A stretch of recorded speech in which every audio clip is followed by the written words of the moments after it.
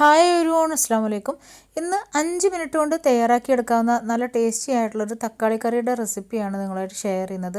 ബാച്ചിലേഴ്സിനായിരുന്നാലും അതുപോലെ തന്നെ കുക്കിംഗ് പഠിച്ചു വരുന്നവർക്കായിരുന്നാലും തീർച്ചയായിട്ടും ട്രൈ ചെയ്ത് നോക്കാവുന്ന നല്ലൊരു കറിയുടെ റെസിപ്പിയാണിത്.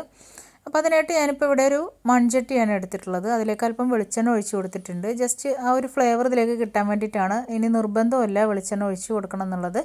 ഇതൊന്നും വഴറ്റിയെടുക്കുന്നൊന്നുമില്ല കേട്ടോ. ഞാൻ ജസ്റ്റ് ഓയിൽ ഒഴിക്കാൻ വേണ്ടിയിട്ട് ചട്ടി ഒന്ന് ചൂടാക്കി. അതിനുശേഷം ഞാൻ ഇവിടെ ഫ്ലെയിം ഓഫ് ചെയ്തിട്ടുണ്ട്.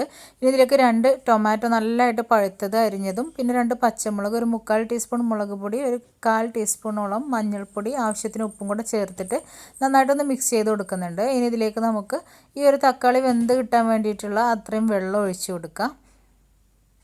ഇപ്പോൾ എല്ലാം കൂടെ ഒന്ന് മിക്സ് ചെയ്തിട്ടുണ്ട്. ഇനി നമുക്ക് വെള്ളം കൂടെ ഒഴിച്ചു കൊടുക്കാം. അപ്പോൾ നമുക്ക് ഈ തക്കാളി നന്നായിട്ടൊന്ന് വെന്ത് നല്ല സോഫ്റ്റായിട്ട് വരണം. അപ്പോൾ അതുവരെ ഒന്ന് കുക്ക് ചെയ്തെടുക്കാം. ഇനി ഈ സമയം കൊണ്ട് നമുക്ക് തേങ്ങ ഒന്ന് അരച്ചെടുക്കാം. അതിനായിട്ട് ഞാനിവിടെ 1.5 പിടി തേങ്ങ ചിരവിയത്, പിന്നെ 2 ടേബിൾ സ്പൂണോളം ഒട്ടും പുളിയില്ലാത്ത തൈര്, 1 ടീസ്പൂൺ ചെറിയ ജീരകം, ഇത്രയും കാര്യങ്ങൾ ചേർത്ത് നമുക്ക് അല്പം വെള്ളം ഒഴിച്ചിട്ട് ഒന്ന് നല്ലതായിട്ടൊന്ന് അരച്ചെടുക്കാം. അപ്പോൾ അത് നമ്മുടെ ടൊമാറ്റോ നന്നായിട്ട് തന്നെ വെന്ത് നല്ല സോഫ്റ്റ് ആയിട്ടുണ്ട്. നല്ലതായിട്ട് തന്നെ കറക്റ്റ് പരുവത്തിലായിട്ട് കിട്ടിയിട്ടുണ്ട്. ഇനി നമ്മൾ നേരത്തെ അരച്ച് വെച്ചിട്ടുള്ള ആ ഒരു തേങ്ങയും തൈരും കൂടെ ചേർത്തിട്ടുള്ള അരപ്പ് ഇതിലേക്ക് നമുക്ക് ഒഴിച്ചു കൊടുക്കാം. അപ്പോൾ ഇത് ഒരുപാട് ലൂസായിട്ടുള്ള ഒരു കറി അല്ല കേട്ടോ. ഒരുപാട് ലൂസായിരുന്നാൽ ഈ കറി അത്ര ടേസ്റ്റ് ഉണ്ടാവില്ല. അപ്പോൾ ഇതും കൂടെ ചേർത്തിട്ട് നന്നായിട്ടൊന്ന് മിക്സ് ചെയ്ത് കൊടുക്കുക. അപ്പോൾ തേങ്ങ അരപ്പ് ഒഴിച്ച് കഴിഞ്ഞാൽ ഒരുപാടിട്ട് തിളപ്പിക്കരുത്. ജസ്റ്റ് ഒന്ന് ഇങ്ങനെ തിള വന്നു കഴിഞ്ഞാൽ മതി. ഇനി ഞാൻ ആ ഒരു പാത്രത്തിലേക്ക് തന്നെ അല്പം കൂടെ വെള്ളം ഒഴിച്ചിട്ട് അതും കൂടെ ഇതിലേക്ക് ഒഴിച്ചു കൊടുത്തിട്ടുണ്ട്. അപ്പോൾ നമ്മുടെ കറിയുടെ ഒരു പരുവെന്ന് പറയുന്നത് ഇതാണ്. ഒരുപാട് തിക്കല്ല. ഇനി ഉപ്പൊക്കെ ഈ ഒരു സമയത്ത് നോക്കിയിട്ട് ഉപ്പ് ഇട്ട് കൊടുക്കുക. ഇനി ചെറുതായിട്ടൊന്ന് തിളക്കാനായിട്ട് വെക്കുക. ഇപ്പോൾ ഇതാ 2-3 തിളങ്ങനെ അവിടെ ഇവിടെയൊക്കെ ആയിട്ട് വന്നിട്ടുണ്ട്. നമുക്ക് ഈ സമയത്ത് ഓഫ് ചെയ്തിടാം.